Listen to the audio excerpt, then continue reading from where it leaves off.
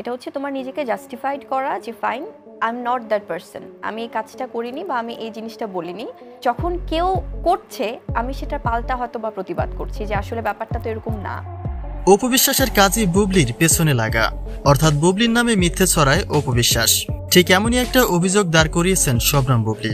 বুবলি বলেন তিনি যে কাজটি করেননি সেটিও যদি তার উপরে চাপিয়ে দেওয়া হয় তা নিশ্চয়ই মেনে নেওয়ার মতো নয়। আর তাই অপবিশ্বাসের এমন আক্রমণে পাল্টা আক্রমণ করতে দেখা যায় তাকে। তাই তার বিস্তারিত জানতে একটা মুহূর্ত না টেনে সঙ্গী থাকুন।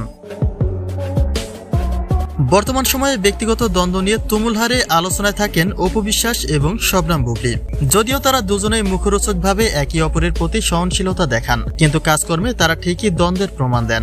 কেননা একে অপরকে নিয়ে মন্তব্য করেন না এমন সময় খুব কমই তাদের থেকে দেখা যায়। কিছু দর্শকেরা তো এমনও বলে যে একে অপরকে নিয়ে মন্তব্য করতে না পারলে তাদের পেটের ভাত হজম হয় না।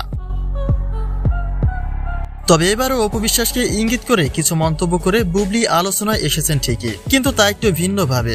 অর্থাৎ উপস্থাপিকার প্রশ্নটি ঠিক এমনই ছিল যে শুধুমাত্র সিনেমাতে রিভেঞ্জ নয়, বরং ব্যক্তি জীবনেও একের পর এক স্ট্যাটাসের মাধ্যমে রিভেঞ্জ নিতে দেখা যায় বুবলিকে। তাহলে এ বিষয়ে বুবলির মন্তব্য কি?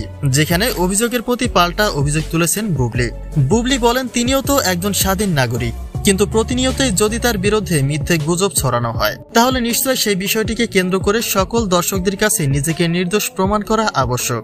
আর সেই লক্ষ্যে গুজবের জবাবে পাল্টা আক্রমণ করেন তিনি। সোশ্যাল মিডিয়াতে বুবলি কিন্তু খুব রিভেঞ্জিভ, রিভেঞ্জ কিন্তু নাই। হ্যাঁ, কেউ একটা স্ট্যাটাস দিল সেইটা রিভেঞ্জ দিয়ে আরেকটা স্ট্যাটাস দেওয়া।